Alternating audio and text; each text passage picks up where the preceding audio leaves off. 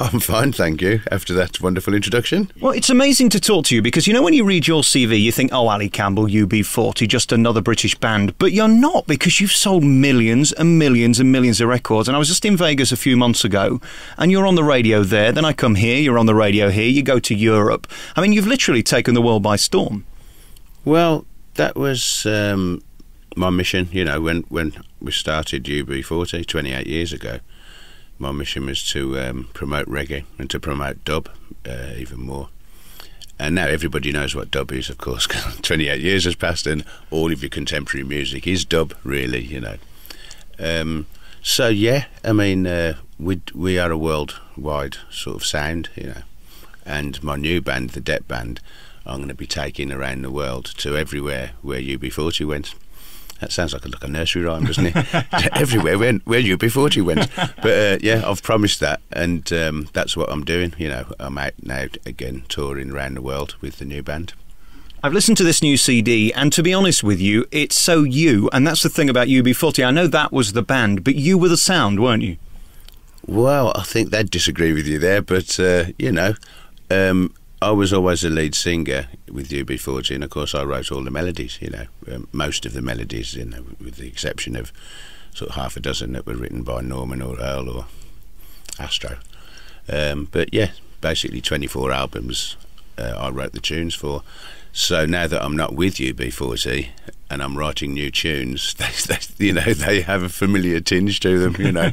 But you know, that's unavoidable because you know, I was the voice of UB40. What were you like as a child?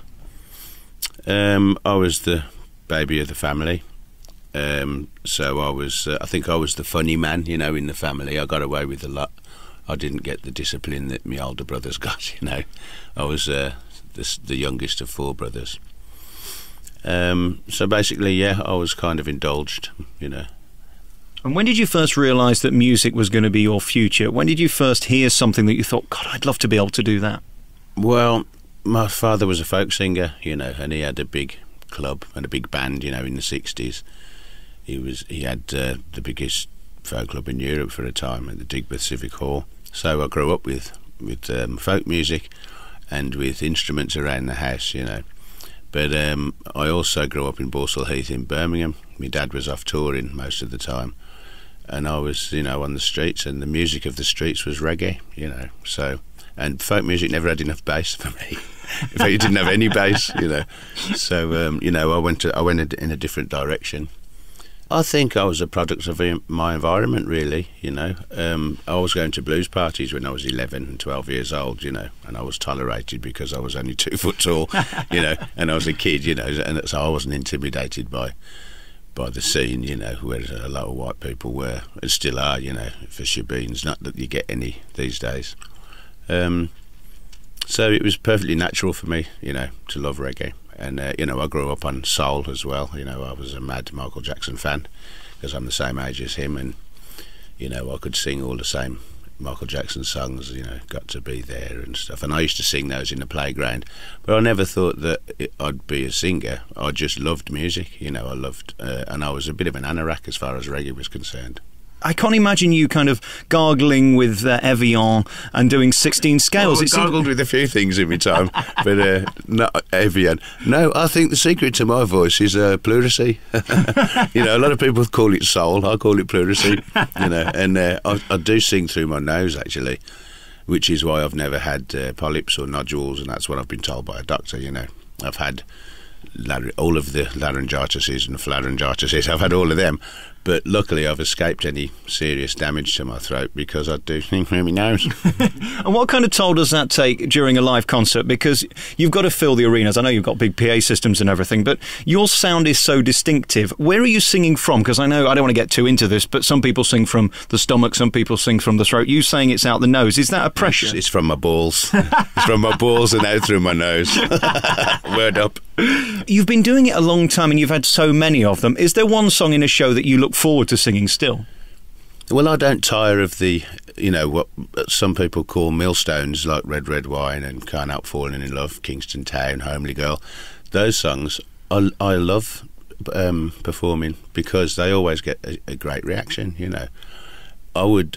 I'd be unhappy about performing any song that didn't get a good reaction, you know. But those classics, always get a great reaction. So it's always a delight to play them. Does it ever become normal when you're just driving in the car and some idiot like me hits a record and it's yours? Well, back in the day, you know, when we were getting all of the chart success, and I think we had more top 20 hits than any other band in Britain in the 80s.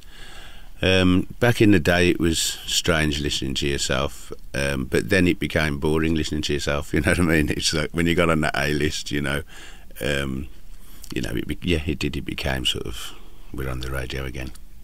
And what about today? Because you're still contemporary. I'm still playing your records virtually daily. And that's so interesting because a lot of the 80s acts have gone and they've aged. And as people, they don't seem to be as grounded as you are. Well, they're all coming back as well, which I think is very funny. You know, I stayed with UB40 for 28 years. You know, all these bands are getting back together again after 28 years, but 18 years apart. I've just left. But they won't last, you see, in my opinion, because it's novelty. You've never been a novelty act. You've been a consistent group. That's different, isn't it? How have you managed to do that? Well, that's why we didn't sign with Jerry, you know, when he asked us to sign with the Two-Tone label. It was because we didn't want to be part of a fad. We weren't interested in playing ska, you know. We loved ska because we were reggae fans, so, you know, I mean, before reggae it was ska and rocksteady. So, but we weren't interested in, you know, bringing that back. We always wanted to be, you know, our own style of reggae band, you know. When you're writing a song, if you come up with a good idea, what you think is a good idea, and you don't write it down, because I don't read or write music, if I come back to it the next day and I can't remember it, then it's not worth pursuing. And then the tune that you hear in your head, how do you get that on paper then? Do you have to sing it to somebody to transcribe? Well, normally I'll be writing to a backing track. That's normally how I do it. You know, so it's different with each tune. Sometimes you do a tune without a backing track, but normally I do it to a backing track. And I'm writing it in my head. So by the time I've written the melody, I know it. And then I can just go in and do it, you know. And I don't like going into a studio without doing, you know, the prep work. I don't like wasting time in the studio because I want to get the first take, you know. I want to get the spontaneity.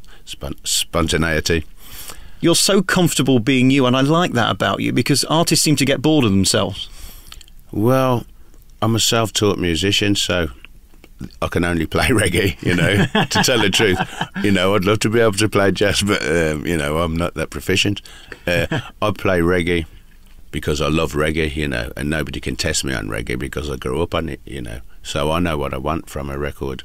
And what's wonderful about the new album and why it's called Flying High, after the last one was called Running Free, is because I feel out from under because I'm in a position now where I can do what I want to do and it's not compromising anymore, you know. All right, we'll come back and talk about that next. We're going to play a track off this brand new album. What's the best track on it then? Oh, I'd go for Nothing Ever Changes with, I'm joined by a gentleman from Germany who's brilliant. We're back with Ali Campbell on your favourite local radio station. It's Alex Belfield playing tracks from the brand new album Flying High.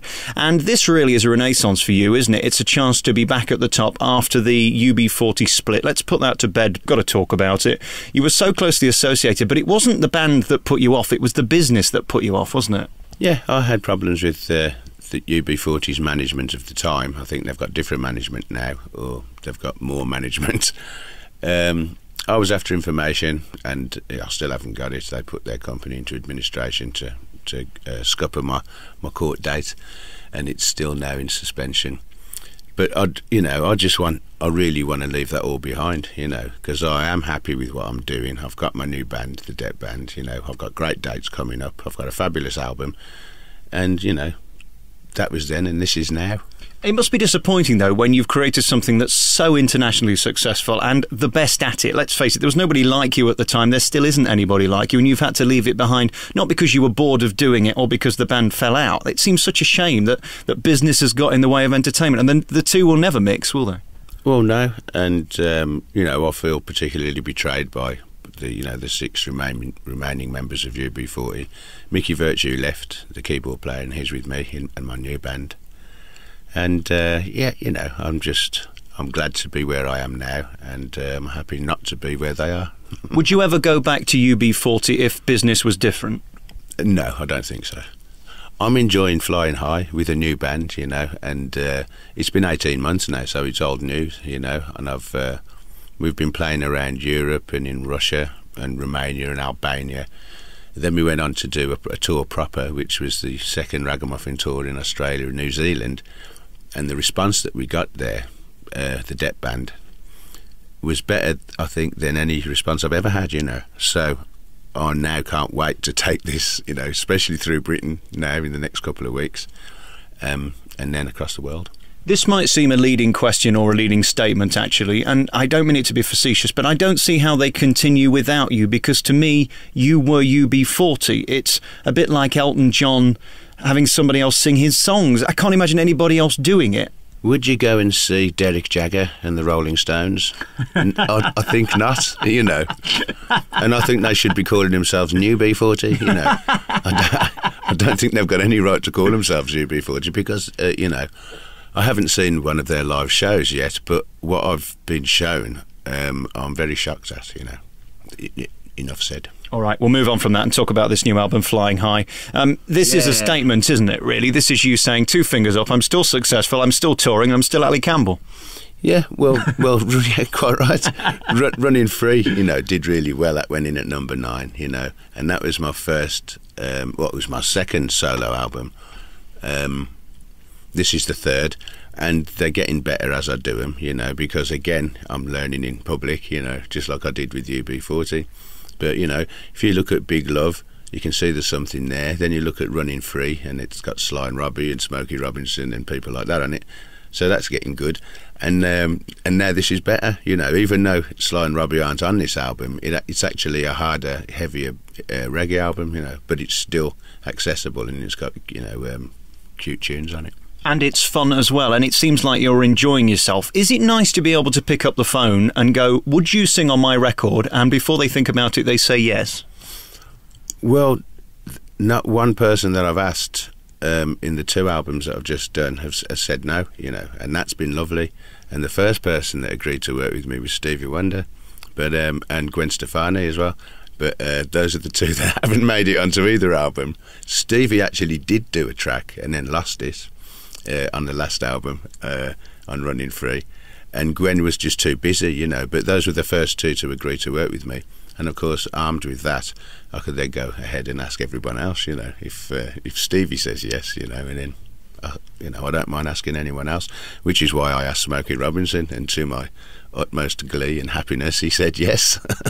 Again, when you look at this new album, it doesn't sound like you're trying to be cocky and new and different. You're doing something that we know, you're doing it well. And you mentioned earlier that you somehow feel more comfortable and you're better at it. That's an extraordinary thing to say after you've been doing 20 years at the top of your game. Well, no, because 28 years of making records and producing records, it was on this one that I finally got a balance between the bass guitar and the bass drum right. You know, and I honestly mean that. You know, I had a bit of an epiphany in the studio. I went, okay, so that's how it goes. You know, so I think you'll find that the drum and bass level on this album is perfect. And of course, the people you work with, when you meet them, are you surprised that they know you? Does that ever become, good God, I'm just this guy from Birmingham and suddenly I'm meeting Smokey Robinson? Well, I have worked with a lot of people, you know, being in a reggae band, it's kind of synonymous to reggae to work with each other and work with different people, different artists. And we started off very early on in our careers working, you know, with Chrissy Hind and with Robert Palmer and, you know, different people. And I love, you know, I love to write something and then add somebody because it sort of knocks me down a peg as well, because I've just written a track that I think is brilliant and then I've got to put somebody on it, you know what I mean? And that's good. And what pressure is there to sound like you on your record? Do you wake up in the morning and worry that suddenly that might not be there? No. I think I've done one of the best vocals I've ever done on this. The lead track from Flying High is called Out From Under, and it's a Wayne Hector song. And I think that's one of the best vocals I've ever done. And interestingly, you're working with contemporary artists like Craig David, I notice on this, and I've listened to the track. It's funny, isn't it, how I'm sure he'd want to be cool and trendy, and if he's working with you, that must mean that you're cool and trendy, because he's not going to bring himself down. You seem to be so humble about it. Well, the thing is, I've never had any problems with other artists, you know, especially Jamaican artists, you know. The only problems I've ever had have been with white middle-class journalists. You know what I mean? As artists go, I'm well loved and well respected, you know. And I think if people work with me, they know what to expect. They know that I'm down to earth, and all I'm interested in is the rhythm. And is that what the thing is about in this business? You were kind of created before the generation of I want to be famous. You actually just wanted to be an artist, didn't you? Oh yeah, I'm not a pop factor, celebrity dude. You know, well, we were the real deal. You know, we were unemployed kids that made good. You know, but we were very, very lucky. You know. Are you sneaky as well? Because this reggae thing, it immediately puts you in mind of the sunshine and of fun and of better places. So we're already on your side, aren't we? Well, that was, you know, growing up in Birmingham. I'm joking. It was the opposite to what we had in Birmingham, wasn't it, you know? And as soon as we could afford to get to Jamaica, we were there, you know. I think we were on £35 a week at the time, but we still afforded our ticket to Jamaica, you know, back in the day. Because it was, for us, that was Mecca, you know. And I was really lucky because I ended up going into partnership in building a studio in Jamaica that was originally built by Bob Marley. So, I mean, that truly was hallowed ground for me. And I spent quite a lot of time, 17 years off and on, and 7 years with my own house there. And it was exactly where I should have been and exactly what I wanted out of life. And you're really lucky now that you're in a position where you can pick and choose, and you're able to walk away from something like UB40. Not everybody could do that, and create something that people have accepted and liked. How nervous were you when you released the previous album that people were going to go, no, not interested anymore? Well, I think anybody that loved UB40, you know, or liked UB40, is obviously going to like what I'm doing, you know. So I wasn't overly worried. My main concern, I suppose, was getting a new band together, because UB40 were a bunch of friends, you know, and those who didn't become band members became crew, and then we took our social circle off around the world for 28 years. So to form a new band was a little worrying, you know, or daunting, but I was very lucky, you know, and through mutual friends and stuff, we've gathered together a group of musicians who we get on, you know, we all get on together, and that's the most important thing. Even if, you know, they could be all great musicians, but if we didn't like each other, it would be impossible, you know. Letting you walk away is like being the drummer that got away from the Beatles. I see no point them existing without you, because, I mean, you were always going to continue and your songs are always going to be there. So it's an odd situation. It is, yeah, and it's a sad situation. I mean, the saddest thing for me was after I'd left, UB40, the remaining members of New B40 released a record with Maxi Priest, which was called Dance Till the Morning Light, and it was the Vitalite advert, you know, it was the Israelites backing track. And, you know, I watched 28 years of street credibility go down the drain in one instance, and it hasn't got any better since, you know, so it's very sad what's happened there. But I suppose inevitable when I left. I absolutely agree, and this new album is tremendous. If you like UB40, you're going to love this. It's beautifully made. There's some interesting people on it. I don't think you need that. That's the good thing as well. You're not working with these people because you need them. They kind of add something to you, and certainly with the Craig David track and things like that, and even the Smokey track. Got Sway on there, you know, and I thought it was important because that was a song about the war, and it was important for me to get a young voice, you know, and see what they were thinking about the war, and I think it's very humorous what he comes up with, and very topical as well, you know. And of course I've got Lady Saw, who's the queen of dancehall, and well, the queen of reggae really, and I've got Danny Kaye from South Africa, who's a sort of middle of the road soul artist, you know, but who's very good, and he's big in South Africa, and he got us the Soweto Gospel Choir and the Drum Cafe as well. So that track, written by me and Jake Jackas, has become a sort of anthem, African, you know, positive anthem thing. And can we end with that, because it's a beautiful tune? Oh, Visions, yeah, go for it. All right, Ali, thank you so much for talking to me. It's a real honour meeting you, because you're just there, seems like every show with me, and for so many people, you kind of go back to a better place with music, and the 80s means something to a lot of people, and the songs that you created, I'm sure, have got a lot of kids through puberty. Congratulations on that. Well, thank you for asking nice questions, and yeah, hold it down, yeah. All right, here's your new album then, it's called Flying High, and we'll end with this one, Visions, with Ali Campbell. Thanks for talking to us. Cheers.